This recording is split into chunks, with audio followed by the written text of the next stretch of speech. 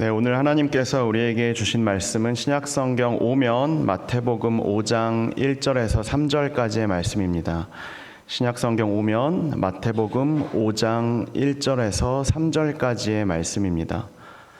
마태복음 5장 1절에서 3절까지의 말씀을 제가 대독해 올리도록 하겠습니다.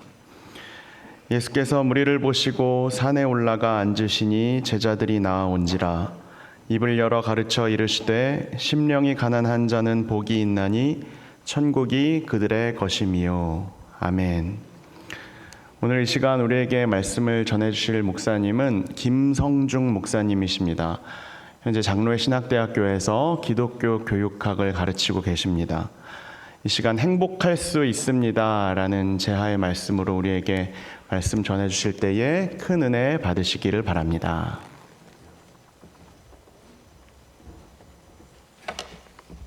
할렐루야. 하나님께서 우리에게 큰 은혜 베푸시기를 소망합니다. 여러분 행복하십니까? 정말 행복하십니까? 하나님께서 주시는 행복이 2024년도 우리의 삶 가운데 충만하기를 원합니다. 마태복음 5장에서 7장은 산상수훈으로 알려져 있습니다. 예수님께서 산 위에서 가르치신 교훈이라는 뜻입니다. 5장 1절을 보면은 산에 올라가 앉으시니 이렇게 나옵니다. 이곳은 학자들에 의하면 가버나움과 디베랴 사이의 한 언덕으로 추정할 수 있습니다. 예수님께서 이 산에 오르셔서 제일 먼저 하신 말씀이 바로 본문 3절인 심령이 가난한 자는 복이 있나니 천국이 그들의 것이며, 제일 먼저 말씀하셨다라는 뜻은 제일 중요하다라는 뜻입니다. 오늘 말씀은 소위 팔복의 첫 번째 복으로 알려져 있습니다. 여러분, 복이 있다에 해당하는 이 헬라어 마카이오이라는 단어는요, 행복하다로 번역될 수 있습니다. 그래서 제가 다시 3절을 우리 삶에 와닿게 재번역을 해보겠습니다. 심령이 가난한 자는 행복한 사람이니 천국이 그들의 것이며. 심령이 가난한 자가 되어 행복을 누리시기를 소망합니다. 여러분, 여기서 심령은 헬라어로 푸뉴마라고 합니다. 우리가 좀 더 본문 내용을 정확히 이해하려면 본문은 헬라어로 쓰여졌기 때문에 헬라어 단어를 좀 깊이 있게 봐야 됩니다. 그래서 헬라어 단어를 종종 말씀드린다라는 점을 이해해 주시면 좋겠습니다. 심령이라는 단어는 헬라어 푸뉴마인데요. 헬라 문화권 속에서 이 심령은 사람의 인격, 생각, 의지, 감정의 중심이 되는 것을 가르칩니다. 우리 존재 자체를 뜻하는 거예요. 그 다음 우리가 주목해서 봐야 되는 단어가 가난한입니다. 가난한. 이게 오늘 본문의 핵심 단어겠죠? 헬라어에서 가난하다라는 단어는 두 개가 있습니다. 크게 두 개로 쓰여지는데요. 첫 번째는 푸토코스라는 헬라어입니다. 두 번째는 페네스라는 헬라어입니다. 이 두 가지가 다 가난하다로 번역될 수 있거든요. 근데 정도가 조금 다릅니다. 여러분, 푸토코스는요, 혼자서는 도저히 살아갈 수 없는 가난한 상태입니다. 내 힘으로는 일을 할 수 없고 내 힘으로는 돈을 벌 수 없는 상태예요.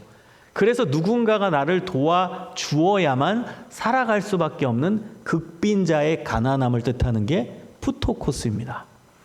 두 번째, 페네스라는 이 헬라어는요, 일일 노동자의 삶을 뜻합니다. 하루하루 근근히 살아가는 거예요. 힘들게 하루하루 일을 해서 일당을 벌어서 근근하게 살아가는 그 가난함의 상태입니다.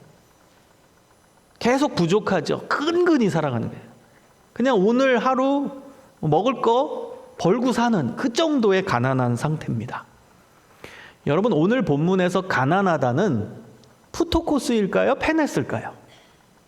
푸토코스입니다. 절대적 가난함, 절대적 빈곤을 뜻하는 것입니다. 즉, 누군가가 도와주지 않으면 도저히 살아갈 수 없는 상태의 가난함을 뜻하는 것이거든요. 여러분, 영적인 의미에서 누군가는 하나님이십니다. 하나님이 나를 도와주셔야만 살아갈 수 있는 상태가 바로 심령이 가난한 상태입니다. 여러분은 하나님이 여러분을 도와주셔야만 살아갈 수 있는 상태입니까? 아니면 하나님이 계시면 좋고 하나님이 계시면 나에게 유익을 주실 것 같고 도움을 주실 것 같아서 좋지만 그래도 일상생활 속에서는 내 지식과 내 경험과 내 판단과 내 위치와 내 자리 가지고 산다라고 생각하는 분이 있다면 행복이 들쑥날쑥하는 거예요. 여러분, 우리의 신앙의 과제는 무엇입니까? 신앙 안에서 그 행복을 계속 유지하는 거예요. 지속된 행복이 내 삶을 지배하는 거예요.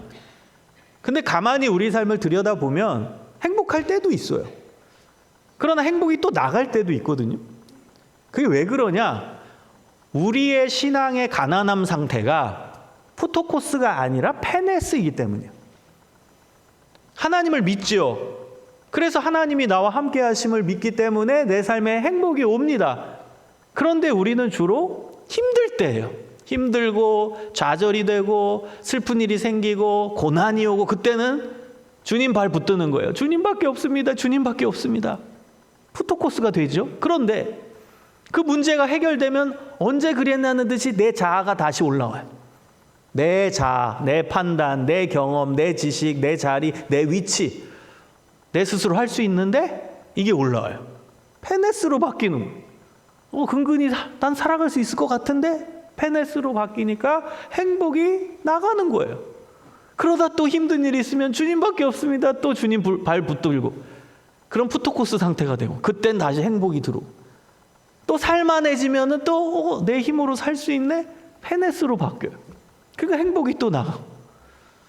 여러분, 우리의 신앙이 언제나 푸토코스의 상태이기를 소망합니다. 하나님이 계셔야만 난 살 수 있어요.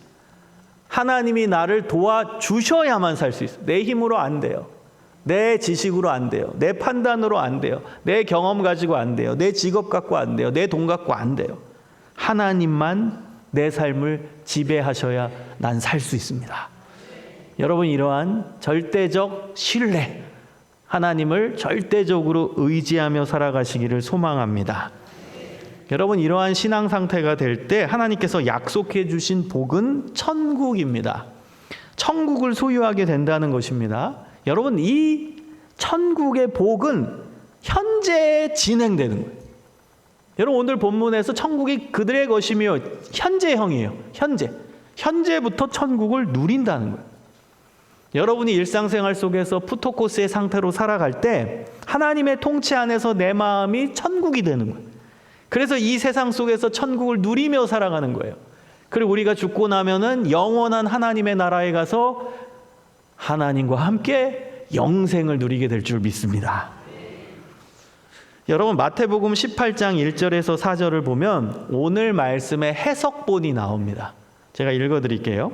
그때의 제자들이 예수께 나와 이르되 천국에서는 누가 크니이까? 예수께서 한 어린아이를 불러 그들 가운데 세우시고 이르시되 진실로 너희에게 이르노니 너희가 돌이켜 어린아이와 같이 되지 아니하면 결단코 천국에 들어가지 못하리라. 오늘 본문에 저는 이게 해석본이라고 생각해요. 이 18장 3절 4절이. 이 본문에서 돌이켜라는 단어가 굉장히 중요한 키워드입니다. 이 돌이켜가 회개하다라는 뜻이에요.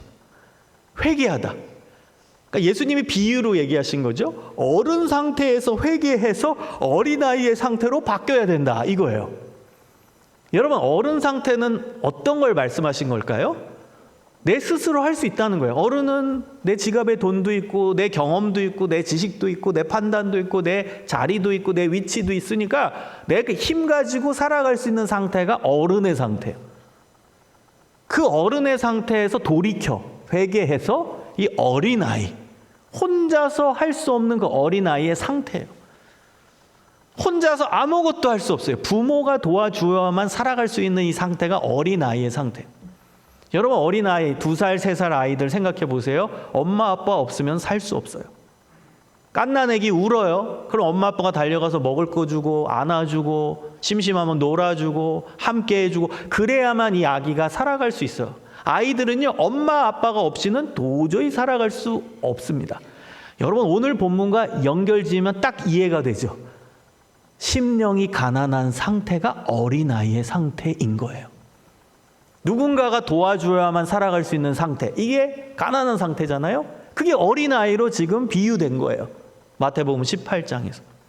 그래서 어린아이 같이 되면 그제서야 천국에 들어간다. 여러분 오늘 본문과 연결되죠.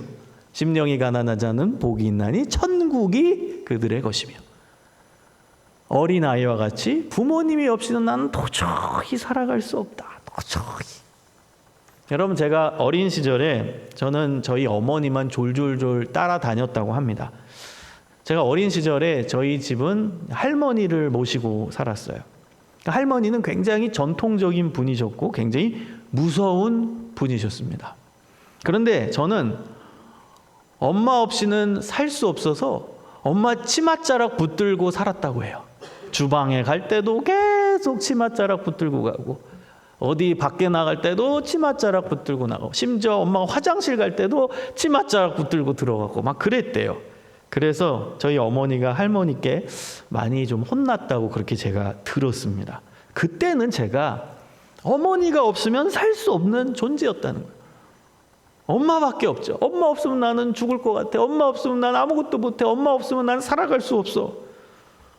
지금은 아니니까 이상한 눈으로 보지 않으셔도 됩니다. 네. 여러분, 우리의 신앙도 마찬가지입니다. 우리의 신앙도 내 혼자 힘으로는 살아갈 수 없는 상태가 되어야 됩니다. 하나님만이 나를 도와주셔야만 살아갈 수 있는 상태가 되어야 됩니다. 우리의 참된 부모님이신 하나님 없이는 나는 단 한순간도 살아갈 수 없는 상태가 되어야 그 사람이 행복한 사람입니다. 사랑하는 성도님들, 그럼 심령이 가난한 사람이 되려면 어떤 신앙생활을 하며 살아가야 할까요? 3가지 정도로 살펴보도록 하겠습니다. 첫 번째는 나의 부족한 모습, 죄된 모습을 바라보면서 하나님의 은혜를 구하며 살아가야 합니다. 여러분, 심령이 가난한 자는요, 항상 부족함을 느끼는 거예요. 나는 부족하다. 나는 왜 이 모양일까? 나는 왜 이 정도밖에 안 될까? 나는 이렇게 모태신앙으로 오랫동안 신앙생활을 했음에도 불구하고 왜 이거밖에 안 될까? 자신의 한계의 모습, 안타까운 모습을 주목하며 바라보고, 그리고 그때 하나님의 은혜를 절실하게 구해야만 되는 거예요. 그게 심령이 가난한 상태입니다. 나는 괜찮네. 나는 이렇게 의로워질 수 있네. 나는 열심히 신앙생활 하니까 저 사람보다는 내 신앙이 더 나은 것 같네. 이런 마음이 들면 이게 영적 교만함입니다. 그 사람은 심령이 가난한 상태가 아니에요.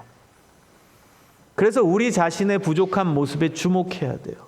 우리는 아무것도 아닌 존재라는 것에 주목할 필요가 있어요. 그래야 절대적인 전지전능하신 하나님을 붙들 수 있습니다. 여러분, 누가복음 7장 36절에서 50절을 보면은 예수님께서 죄 많은 여인을 만나시는 장면이 나옵니다. 그 여인을 죄인이라고 지칭합니다. 다시 말하면 그 여인은 그 동네의 창녀를 의미했습니다. 여러분, 이 사람이 동네에 어떻게 고개 들고 다닐 수 있었겠습니까? 고개를 숙이고 다니고 나올 수도 없었을 것입니다.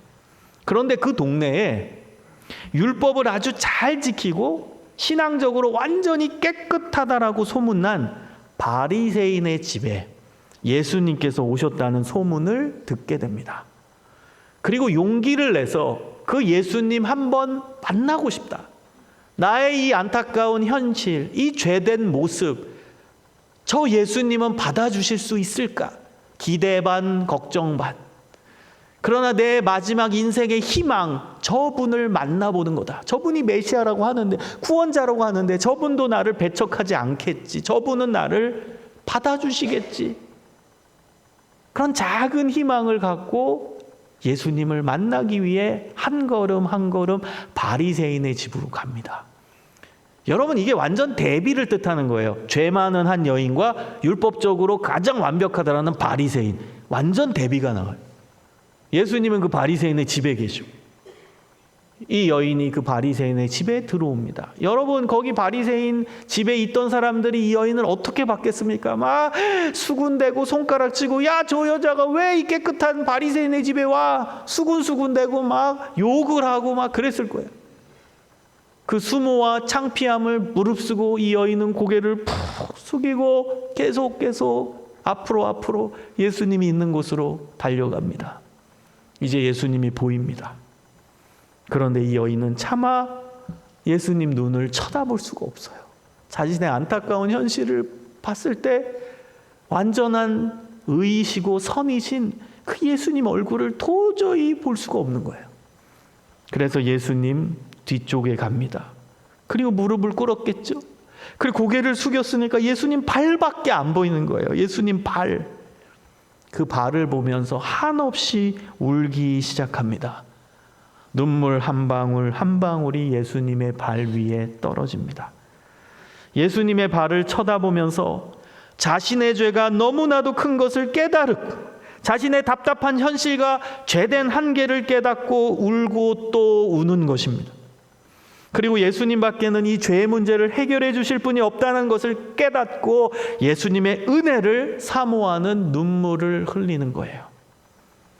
그 다음 자기 머리털로 예수님의 발을 닦습니다. 그리고 그 발에 입을 맞추고 자신이 준비해온 가장 소중한 보물, 자신의 이것을 위해 살았던 그 보물, 자신의 인생의 목적이었던 그 보물, 우리가 잘 아는 향유옥합입니다. 그게 재산이에요. 그것을 다 깨어 예수님의 발에 붓고 바르기 시작하는 거예요. 가장 소중한 걸 그 예수님께 드리는 것입니다. 사랑하는 여러분, 이 여인이 바로 심령이 가난한 상태예요. 자신의 한계의 모습을 보고 나는 도저히 예수님 앞에 당당하게 설 수 없다. 예수님 앞에 다가갈 수 없다. 그때 나오는 눈물, 그때 나오는 안타까움의 눈물, 회개의 눈물, 그 눈물이 우리의 삶 속에 있어야 될 줄 믿습니다. 그때 여러분 예수님의 은혜가 찾아오는 거예요. 그때 놀라운 예수님의 위로의 손길이 다가오는 것입니다. 누가복음 7장 48절에 예수님께서 이 여인에게 말씀하십니다. 내 죄 사함을 받았느니라. 예수님이 이 여인을 받으시는 거예요. 내가 너를 받았다. 너 죄 사함 내가 해줄게. 여러분, 반면에 그 본문에 바리새인이 나오거든요. 예수님은 그 바리새인의 집에 있었거든요. 바리새인과 같은 유대 지도층 인사들, 유대 율법주의자들은 율법을 정말 잘 지켰어요. 그리고 자신은 율법을 잘 지켜서 의인이라고 믿고 살았다라는 거예요. 자신의 의로움 속에 살았던 사람이 이 바리새인이에요. 여러분, 율법을 잘 지키는 거는 좋은 거죠. 율법을 잘 지킨 건 대단한 거죠. 그러나 문제는 뭐였죠? 이 사람들이 율법을 잘 지킨 이유는 자신의 우월성을 증명하기 위해서였어요.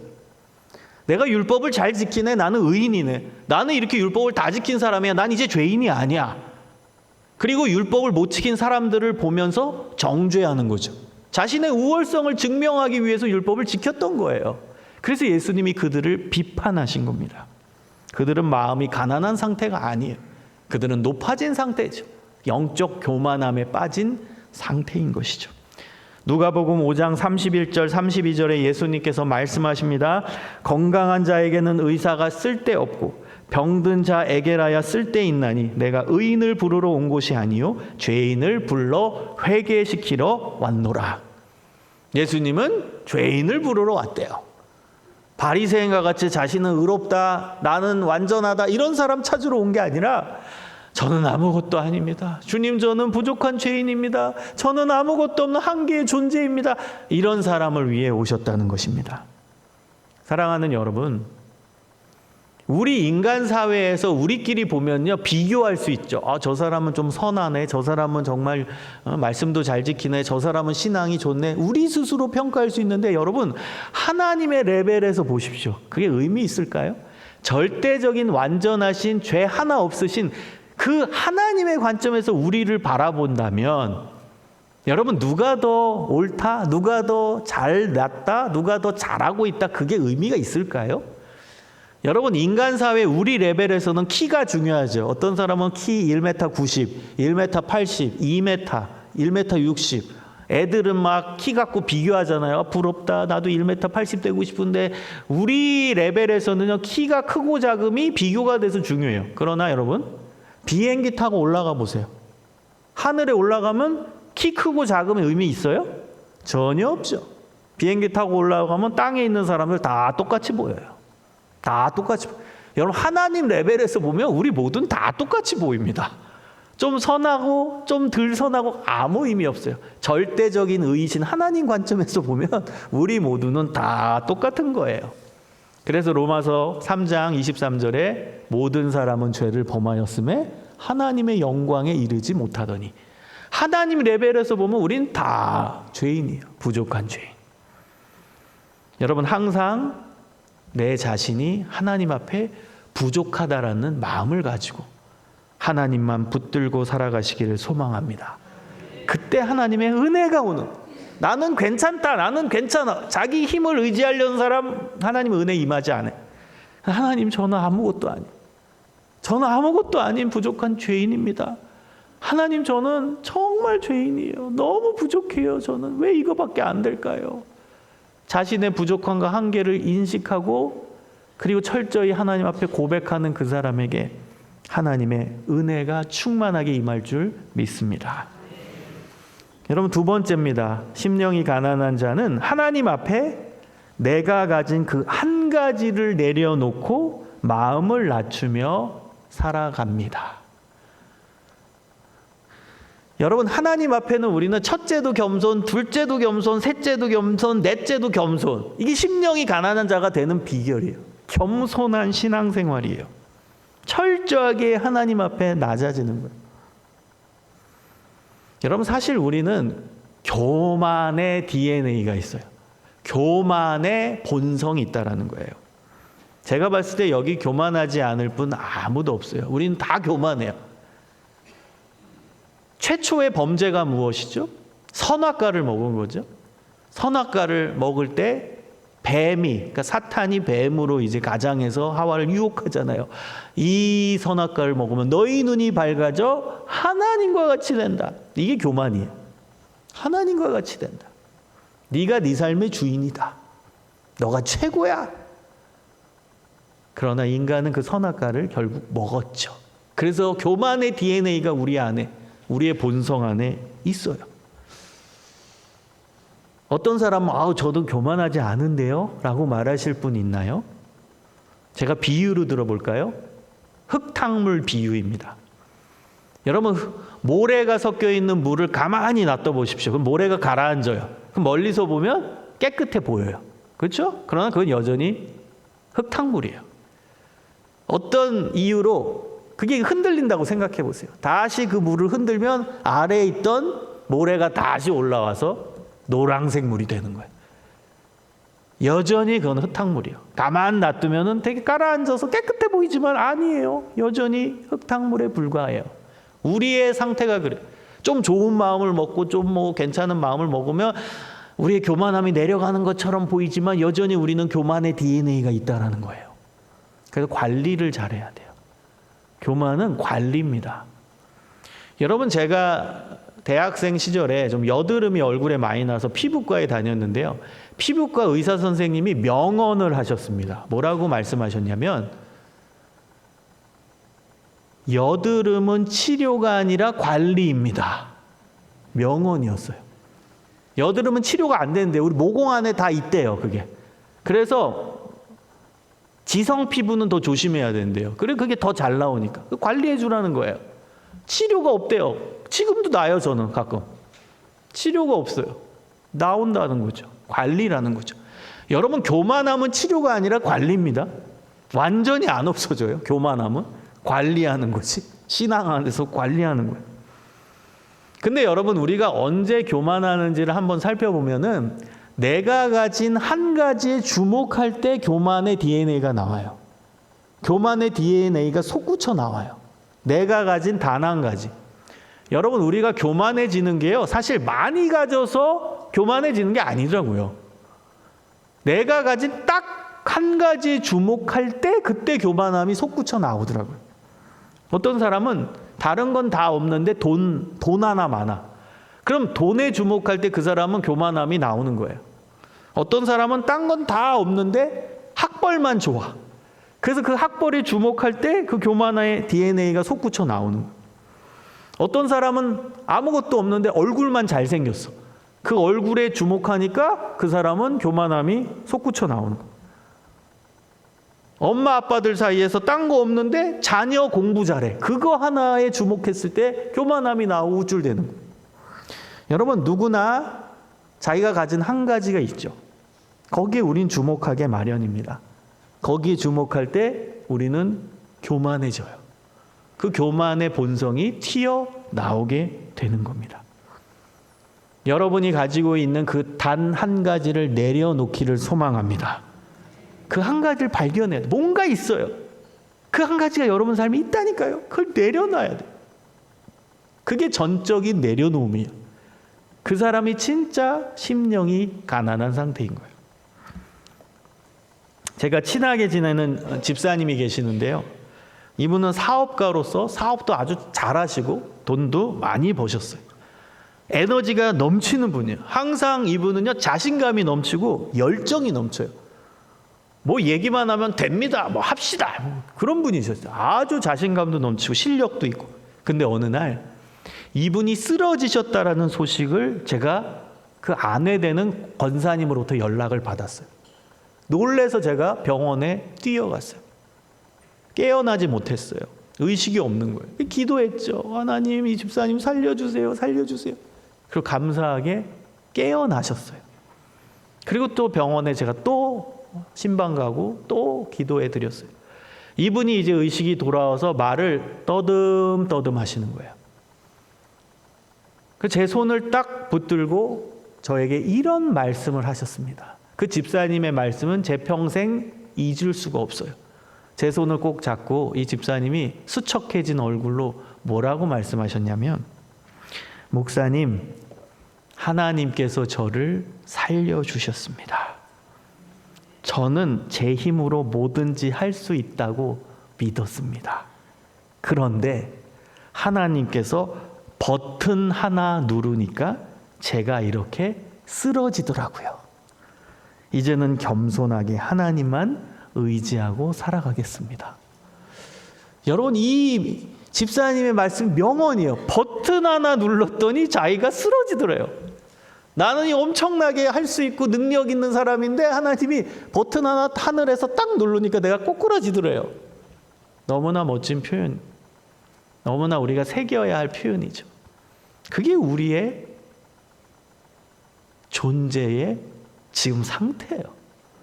근데 우리가 어떻게 교만해지겠어요?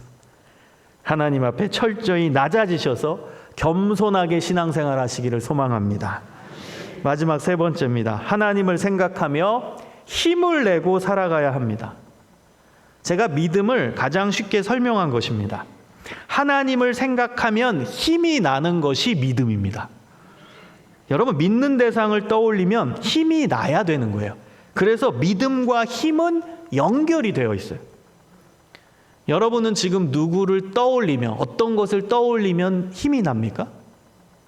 남편, 아내, 부모님, 돈, 학벌, 내 사회적 위치, 내가 가진 아파트? 여러분, 뭘 주목하면 힘이 납니까? 나의 은행 잔고? 뭘 생각하면 힘이 납니까? 여러분, 믿음과 힘은 연결이 되어 있어요. 연결이 되어 있어요. 여러분, 그렇다면 하나님을 떠올리면 여러분 어때요? 힘이 납니까? 열정이 솟아납니까? 오늘 예배 나오실 때 하나님을 만나러 나오셨는데 힘이 나고 기대가 있고 소망이 넘칩니까? 아니면 하나님을 생각해도 별 반응이 없고 그냥 뭐 의례 교회에 나오는 것이지, 이런 마음으로 교회에 오셨습니까? 우리 믿는 자는 하나님을 생각하면 힘이 나야 됩니다. 느헤미야 8장 10절에 보면 여호와로 인하여 기뻐하는 것이 너희의 힘이니라. 하나님으로 인해 기뻐하는 것이 우리의 인생의 힘입니다. 여러분, 신앙의 성숙은 하나님을 생각할 때 힘이 나는 정도예요. 그게 신앙의 성숙도예요. 하나님을 생각하면 힘이 나야 돼요. 내 인생에 희망이 생겨야 돼요. 하나님을 생각하면. 다윗은 골리앗과 싸울 때 사무엘상 17장 45절에 다음과 같은 고백을 합니다. 너는 칼과 창과 단창으로 내게 나아오거니와 나는 만군의 여호와의 이름 곧 내가 모욕하는 이스라엘 군대의 하나님의 이름으로 내게 나아가노라. 여러분, 칼과 창과 단창은 그 당시 세상의 힘입니다. 세상의 힘이에요. 돈이에요. 명예예요. 권력이에요. 위치예요. 세상의 힘입니다. 중요하죠? 그 힘도 중요해요. 그러나 다윗은 골리앗 앞에서 칼과 창과 단창 없었어요. 그가 가지고 있던 유일한 힘은 만군의 여호와의 이름이었습니다. 만군의 여호와의 이름만이 다윗의 유일한 힘이었어요. 사도행전 3장 6절에 베드로와 요한도 성전 미문에서 구걸하는 지체 장애인에게 이렇게 말합니다. 은과 금은 내게 없거니와 내게 있는 이것을 내게 주노니 나사렛 예수 그리스도의 이름으로 일어나 걸으라. 여러분, 은과 금은 세상의 힘이죠. 돈이에요, 돈. 세상의 힘이에요. 근데 베드로와 요한은 없대요. 나는 돈 없다. 그러나 내가 가진 유일한 힘, 궁극적인 힘, 나사렛 예수 그리스도의 이름이다. 나사렛 예수 그리스도의 이름만이 우리의 유일한 힘이 되기를 소망합니다. 여러분, 만군의 여호와의 이름은 있지만 그래도 칼과 창과 단창도 있어야 되지 않을까요? 나사렛 예수의 이름은 알겠지만 그래도 은과 금은 있어야 되지 않을까요? 혹시 이렇게 말씀하시는 분이 있을까요? 맞아요. 여러분, 이 세상 살면서 뭐 은도 필요하고 금도 필요하고 돈도 필요하고 칼과 창과 단창도 필요하죠. 그런데요, 그것은 수단입니다. 도구예요. 우리 인생의 목적은 만군의 여호와의 이름을 높이고 그분과 함께 살아가는 게 인생의 목적입니다. 여러분, 그걸 위해 돈도 있는 거예요. 수단이에요, 도구. 하나님의 일을 하기 위해 그 돈도 있는 거고요. 하나님 영광을 위해 그 명예도 있는 거예요. 하나님 나에게 맡겨주신 거예요. 만군의 여호와의 이름 높이라고. 나사렛 예수 그리스도의 이름 높이라고. 그래서 은과 금, 칼과 창과 단창, 인생을 살다 보면 주어질 때가 있어요. 그거는 목적이 아니라 그냥 수단이에요. 의지할 대상이 아니라 그냥 수단인 거예요. 도구일 뿐이고. 여러분, 하나님 빼고 여러분이 의지하고 있는 대상, 의지할 만한 대상의 특징은요, 다 변해요. 돈도 변합니다. 학벌도 나이 들면 의미 없어져요. 건강도 마찬가지죠. 명예도 은퇴하면 필요 없어요. 소용이 없게 돼요. 위치, 자리 다 지나갑니다. 하나님 빼고 의지할 만한 대상은 다 변해요. 변하지 않는 유일한 이름, 만군의 여호와 이름입니다. 변하지 않는 분 오직 예수 그리스도이십니다.